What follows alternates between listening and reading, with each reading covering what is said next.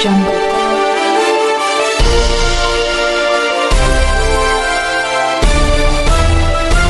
Audio Jungle.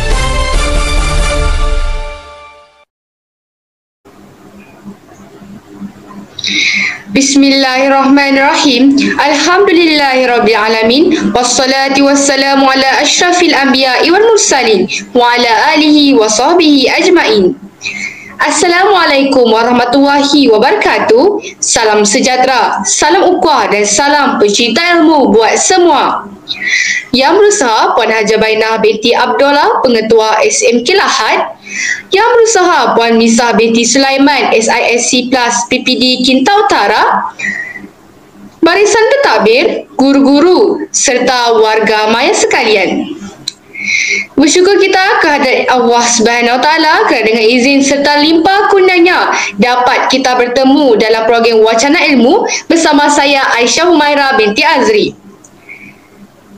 Hadirin yang dihormati Allah sekalian, kita sedia maklum isu COVID-19 yang melanda pada hari ini telah memberi implikasi yang besar kepada penduduk dunia. Rentetan itu, kebimbangan pada sektor pendidikan berkaitan pengajaran dan pembelajaran di rumah (PDPR) seringkali menjadi topik hangat untuk diperkatakan. Bermula pada 13 dan 14 Jun lalu, proses PDPR 3.0 kembali mengambil tempat bagi semua murid sekolah selama 25 hari persekolahan sehingga cuti pertengahan penggal pada 16 Julai bagi negeri kumpulan A dan 17 Julai bagi negeri kumpulan B.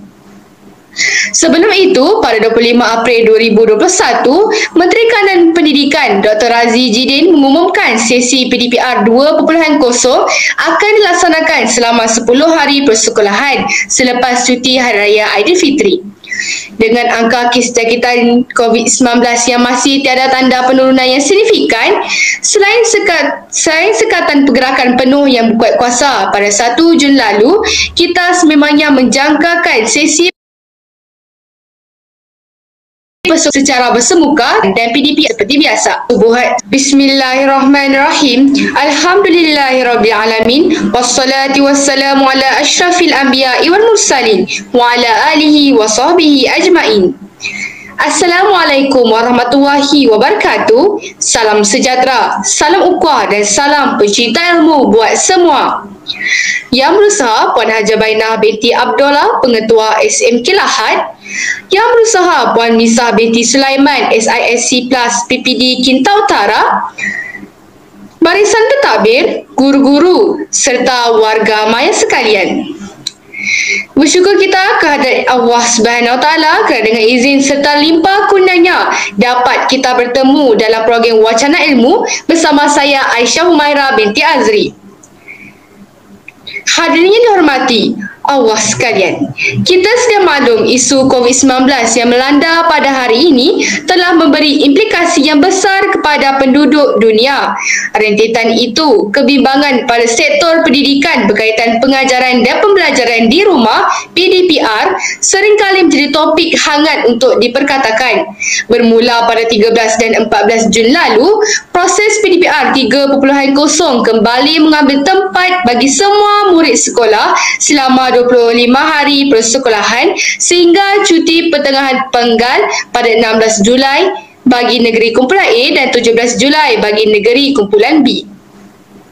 Sebelum itu, pada 25 April 2021, Menteri Kanan Pendidikan Dr. Razi Jidin mengumumkan sesi PDPR 2.0 akan dilaksanakan selama 10 hari persekolahan selepas cuti Hari Raya Aidilfitri.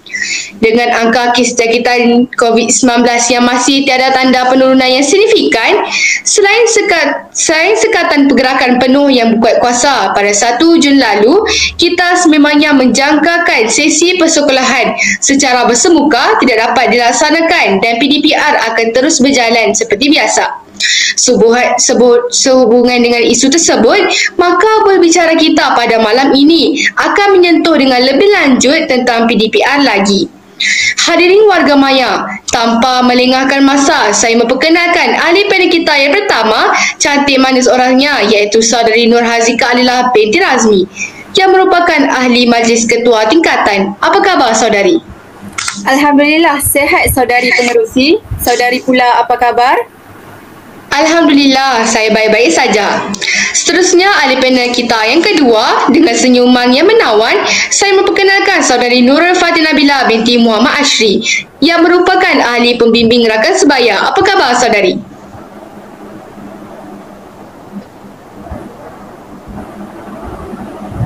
Khabar baik. Terima kasih saudari pengerusi. Manakala ahli panel kita yang ketiga, lemah lembut orangnya, saya memperkenalkan saudari Kalevani anak perempuan Kalidas yang merupakan anggota Badan Pengawas Sekolah. Selamat datang saudari. Terima kasih saudari pengerusi.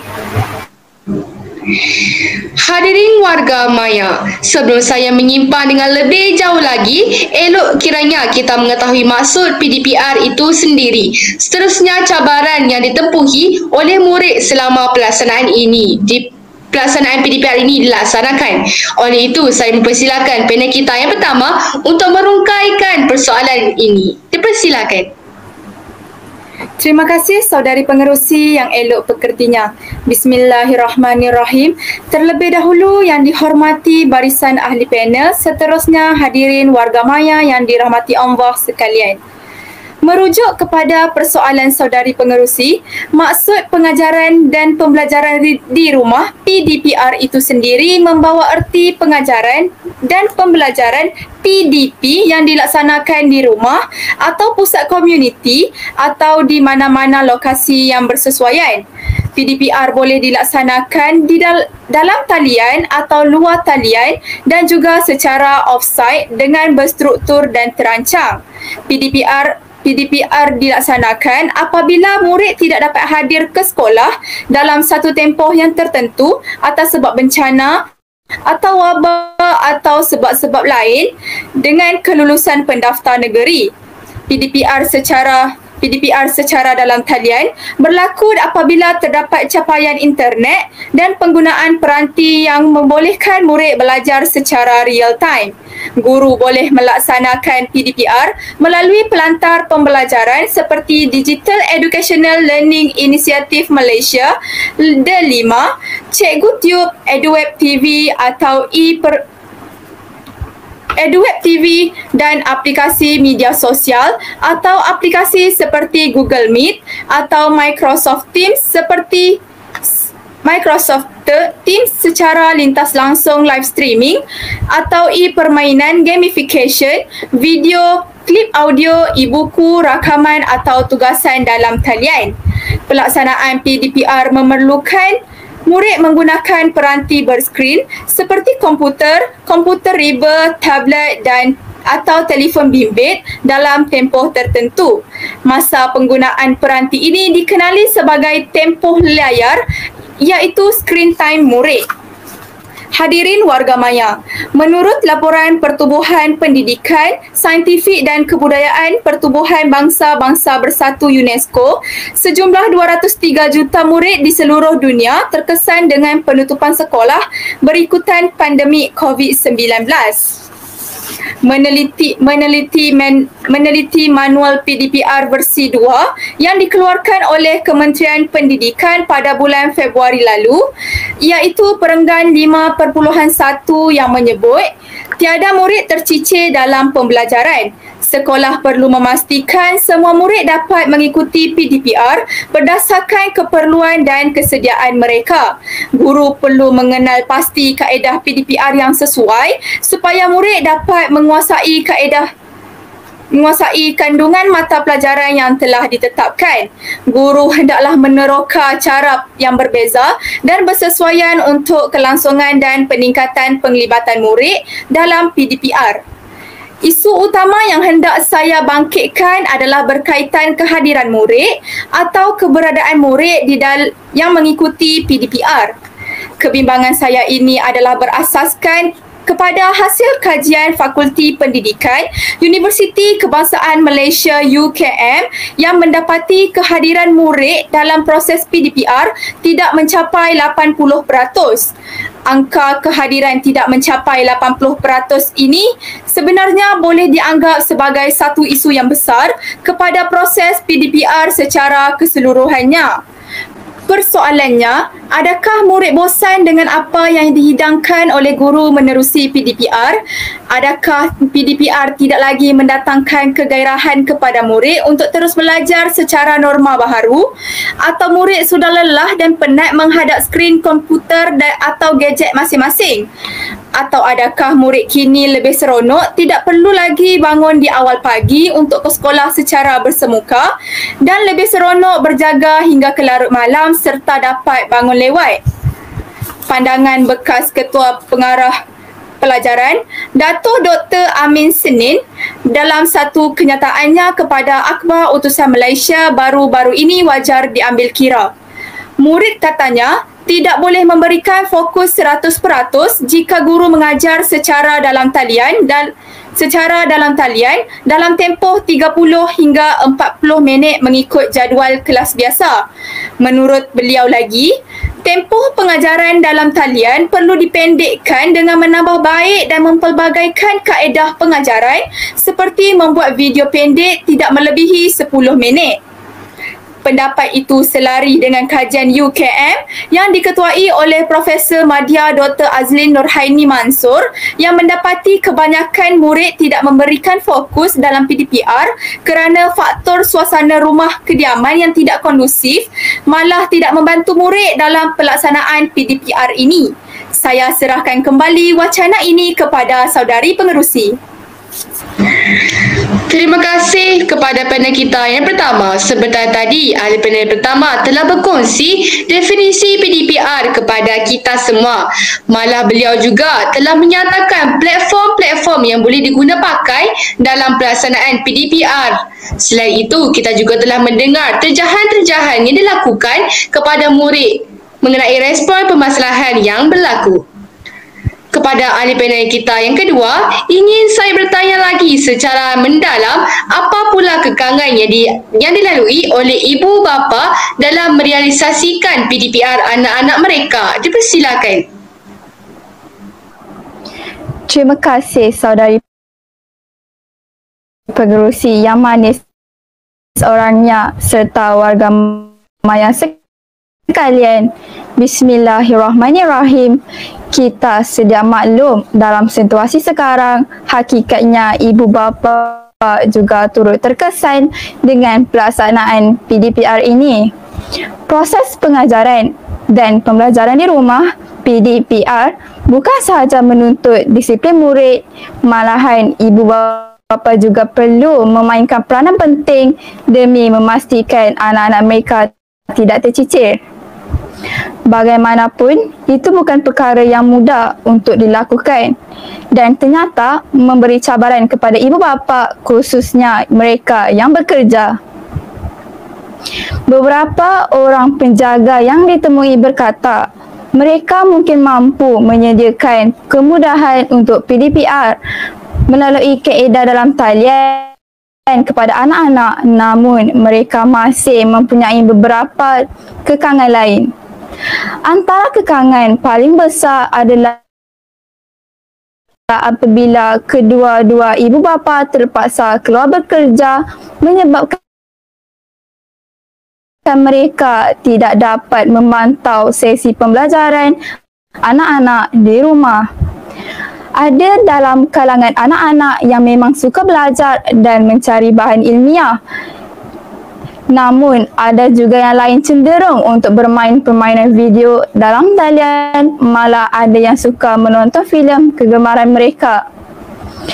Rungutan ibu bapa yang kurang berkemampuan pula mengatakan bahawa mereka tidak mampu mengadakan peranti atau gadget kepada anak-anak mereka. Malah makan pun kadang-kadang tiada. Ditambah dengan kekangan PKP, mereka tidak boleh berniaga dan bekerja. Rentetan latar belakang ibu bapa yang kurang berkemampuan ini juga mengatakan sungguh pun mereka berusaha untuk mengadakan peranti, namun masalah data juga turut menjadi sebab. Mereka yang terkesan ini tidak mampu mengadakan sejumlah wang bagi tujuan tersebut untuk keperluan anak-anak, ditambah lagi dengan jumlah anak-anak yang ramai. malah berkongsi satu peranti dengan keperluan data yang banyak sudah semestinya membebankan ibu bapa.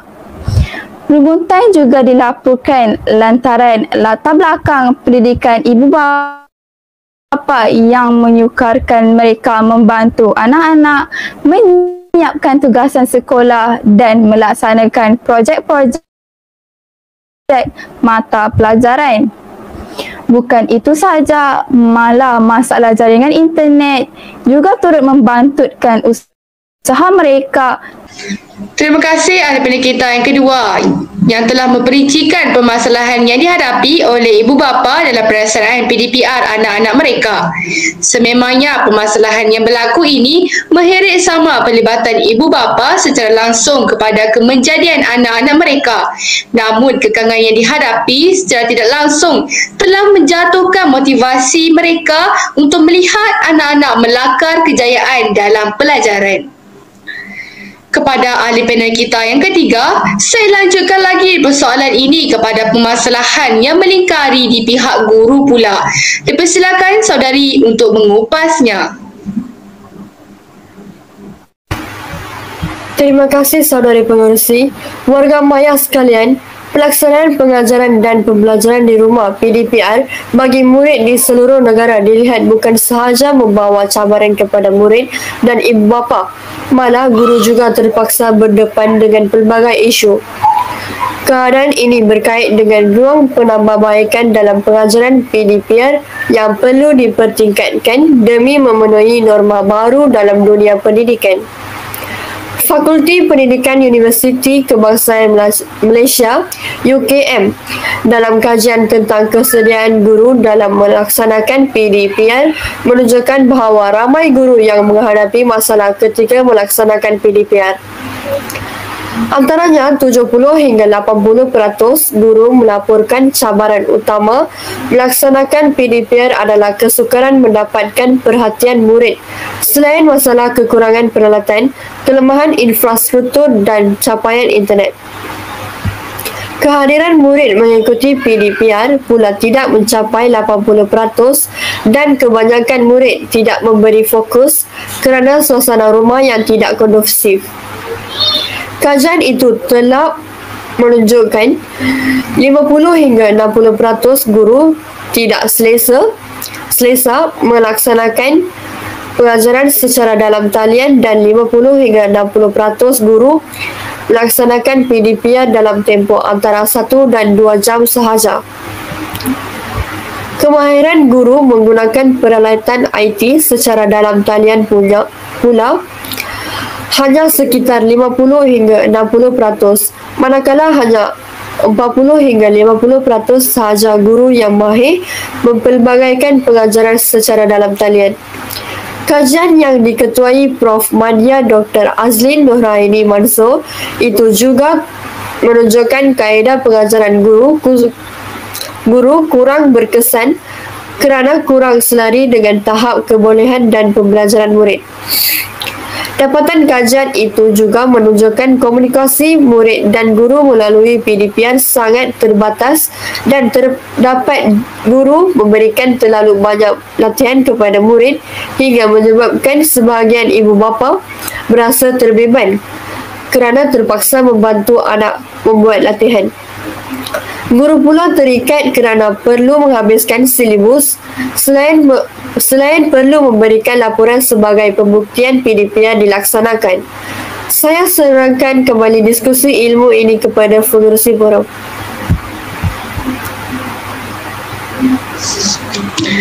Terima kasih kepada ahli panel kita yang ketiga.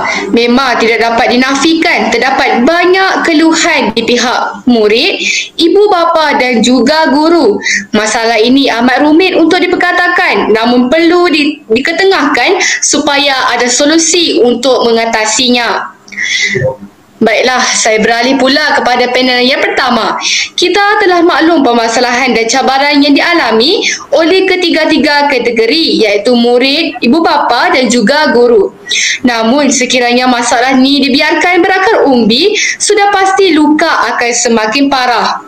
Oleh itu, persoalan yang seterusnya kepada ahli panel pertama, saudari, apakah solusi yang perlu diambil oleh murid dan ibu bapa itu sendiri dalam menghadapi situasi PDPR ini? Silakan saudari. Terima kasih saudari pengerusi. Persoalan yang saudari lontarkan akan cuba saya sambut dengan jawapan yang bakal merungkai kegusaran. Hadirin warga maya, satu mekanisme perlu dicari untuk mengelakkan murid daripada terus menyepi dan hilang daripada kelas PDPR. Malah, di sini kita ingin melihat tindakan yang perlu diambil oleh murid dan ibu bapa itu sendiri selaku individu yang terlibat. Menurut Profesor Datuk Dr. Harlina Harlizah Haji Siraj, ciri-ciri keluarga idaman adalah mampu meluahkan kasih sayang dan penghargaan, komitmen dan iltizam untuk menyokong satu sama lain, mampu melaksanakan komunikasi positif dan efektif, memperuntukkan masa yang berkualiti, rumah sebagai tempat yang selamat dan kesejahteraan spiritual, iaitu mampu menangani stres dan konflik. Justeru, dalam konteks PDPR, kesemua ciri ini seharusnya dipraktik dan diperkemaskan agar entiti keluarga menjadi lebih harmoni dan kukuh. Justeru, apa yang ibu bapa boleh dilakukan untuk membantu anak-anak mereka semasa PDPR? Di sinilah ibu bapa perlu belajar tentang aspek teknikal dalam PDPR, menyusun jadual waktu anak-anak dan ibu bapa, maklumkan kepada guru atau pihak sekolah tentang kekangan yang dihadapi, memberi kerjasama sepenuhnya kepada pihak sekolah dan guru bagi setiap mata pelajaran, menstruktur semula kewangan keluarga dengan memperuntukkan simpanan dan perbelanjaan yang untuk peranti dan bil internet, menyediakan ruang pembelajaran yang kondusif dan sesuai, dan akhir sekali menerapkan adab, tata cara dan etika berkomunikasi di media sosial secara positif. Saya kembalikan semula perbincangan ini kepada pengerusi forum. Terima kasih ahli panel kita yang pertama atas lontaran idea sebentar tadi. Sememangnya murid sebagai kelompok yang disasar sepatutnya mempunyai satu motivasi yang tinggi untuk menyediakan diri berada dalam kondisi seperti hari ini. Kerelaan murid menerima kaedah PDPR ini pastinya dapat memberi kesan yang positif kepada murid dalam berencana masa depan meskipun berada dalam keadaan yang sebegini. Kepada panel kedua, saya lontarkan satu persoalan tentang solusi yang perlu diambil oleh pihak guru pula dalam mengatasi isu hangat ini. Dipersilakan saudari. Terima kasih saudari pengerusi. Sungguh intelek persoalan yang diaju. Maka saya ingin memberi respon sebagai menjawab persoalan tersebut.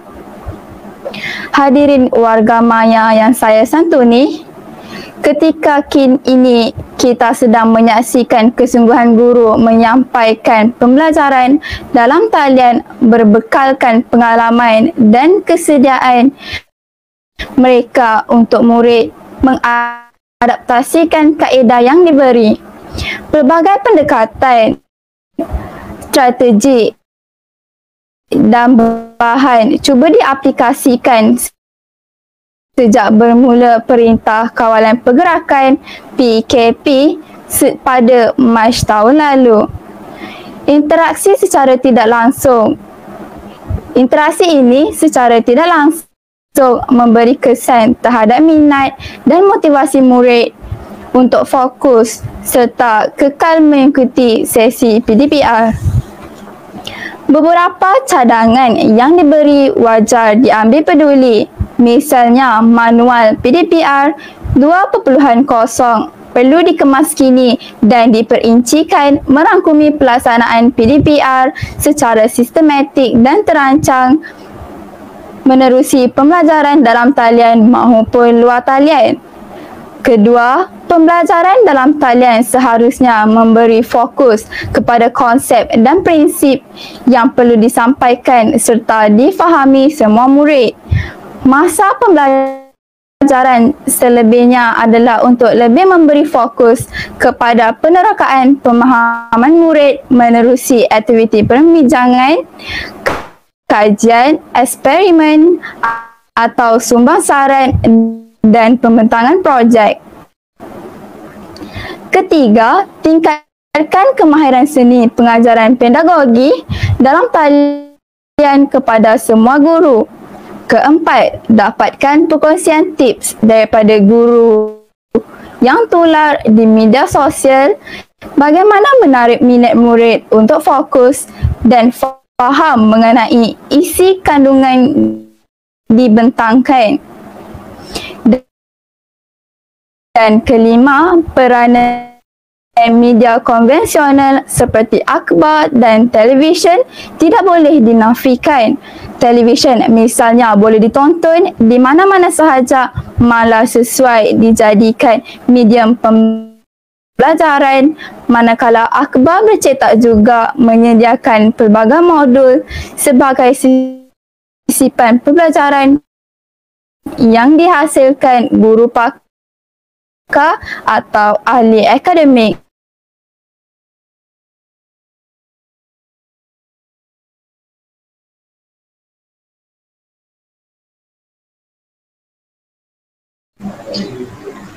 Baiklah, saya akan teruskan.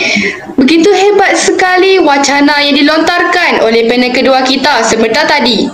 Seterusnya, persoalan terakhir untuk panel kita yang ketiga masih berlegar dalam persoalan yang sama, iaitu solusi kepada permasalahan yang perlu dimainkan oleh Kementerian Pendidikan Malaysia, iaitu KPM, dalam situasi yang mencabar ini. Dipersilakan ahli panel kita yang ketiga untuk mengupas persoalan ini. Terima kasih kepada saudari pengerusi yang sentiasa aktif menanyakan banyak persoalan intelek. Murid sememangnya menjadi antara golongan amat terkesan dengan pandemik COVID-19. Pelaksanaan Perintah Kawalan Pergerakan PKP yang bertujuan membendung penularannya menyebabkan institusi pendidikan terpaksa ditutup.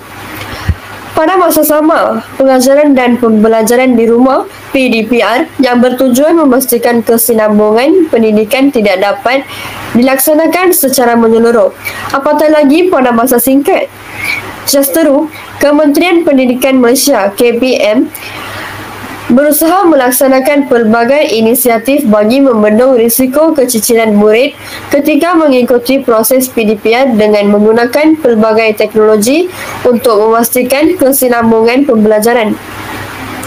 Sebagai contoh, saluran khusus TV pendidikan melalui Didik TV KPM yang telah dilancarkan dilihat berupaya membantu dan melengkapkan pelaksanaan PDPR yang lebih berkesan. Usaha ini akan memberi impak positif kepada lebih 5 juta murid di negara ini, khususnya kepada mereka yang tidak akses kepada pendidikan secara dalam talian. Didik TV KPM sebenarnya kesinambungan pelbagai program KPM yang mula dilaksanakan sejak tahun lalu dan ditambah baik bagi memastikan setiap murid tidak ketinggalan dalam pembelajaran dan mendapat akses pendidikan lebih berkualiti. Platform Didik TV KPM ini dilihat tidak dapat memperkasakan budaya ilmu dalam kalangan masyarakat sesuai dengan norma baharu. Ia disasarkan secara terancang, menyeluruh dan berfokus bermula daripada akar umbi iaitu kanak-kanak pada peringkat prasekolah hingga ke menengah. Bahan pembelajaran juga disediakan mengikut silibus kurikulum dan kokurikulum KPM. Di samping itu, terdapat juga penerapan elemen didik hibur sebagai nilai tambah bagi memenuhi keperluan murid. Solusi bijak yang diambil oleh KPM ini sudah semestinya berupaya melahirkan generasi pewaris negara lebih cemerlang bagi memenuhi aspirasi negara. yang selaras dengan falsafah pendidikan kebangsaan yang menghasratkan pembangunan potensi individu secara menyeluruh dan bersepadu untuk mewujudkan insan yang seimbang dan harmonis. Kembali kepada pengerusi forum. Terima kasih saya ucapkan kepada ketiga-tiga ahli panel kita kerana sudi hadir dan sudi menyuarakan pendapat masing-masing. Kesimpulannya, pelaksanaan PDPR tidak akan berjaya sepenuhnya tanpa kerjasama holistik daripada semua pihak yang terlibat, sama ada pihak atasan seperti KPM sehinggalah kepada pihak sekolah, guru, ibu bapa atau penjaga dan juga komuniti secara keseluruhannya. Memang kita semua berada dalam situasi yang meletihkan, merimaskan dan menguji kesabaran, namun jika tidak dipecahkan ruyuh, manakan dapat sagunya. Semua pihak perlu bersatu hati ketika ini bagi memastikan kemenjadian generasi muda dan kelangsungan sistem pendidikan negara kita dapat teruskan dengan jayanya. Lautan itu dunia, bahtera itu kita, kemudi itu agama. Peliharalah bahtera daripada karam di lautan dunia. Sebelum saya mengakhiri bicara forum kita pada malam ini, terimalah serangkap pantun yang berbunyi, Tuan Puteri pergi ke rasah, pulang semula sebelah pagi. Kita bertemu, akhirnya berpisah, diizin Tuhan bersua lagi. Sekian saja untuk forum pada kali ini. Terkasar bahasa, tersilap bicara, mohon dimaafkan. Sesungguhnya yang baik itu datangnya daripada Yang Maha Pencipta dan kurang elok itu datangnya daripada diri kami sendiri. Saya akhiri forum kita dengan lafaz yang mulia. Wabillahi taufiq wal hidayah. Assalamualaikum warahmatullahi wabarakatuh.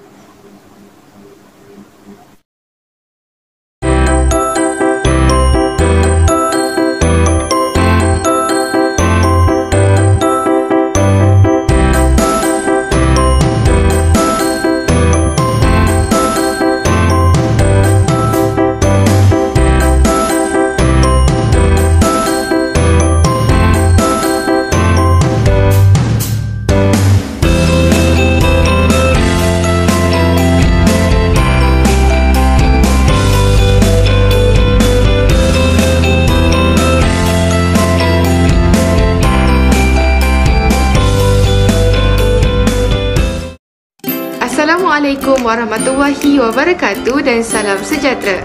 Pada pendapat saya, pembelajaran berasaskan projek atau Project Based Learning PBL ini dapat mengukuhkan kemahiran saya untuk mempelajari sesuatu prinsip, konsep dan belajar menggunakan maklumat dalam pelbagai situasi.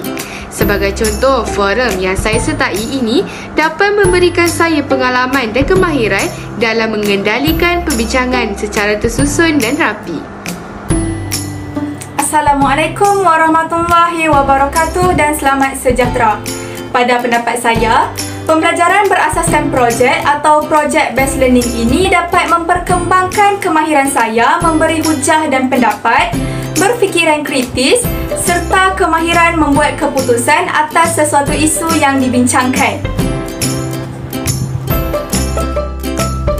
Assalamualaikum warahmatullahi wabarakatuh dan selamat sejahtera. Pada pendapat saya, pembelajaran berasaskan projek atau Project Based Learning ini dapat memperkembangkan kemahiran saya mengintegrasi pengetahuan dalam pelbagai disiplin ilmu dan kefahaman yang baik. Selamat sejahtera. Pada pendapat saya, pembelajaran berasaskan projek atau Project Based Learning ini dapat mengalahkan pembelajaran kumpulan kecil, keperluan kepada keberkesanan kerja berpasukan dan pembelajaran secara kolaboratif.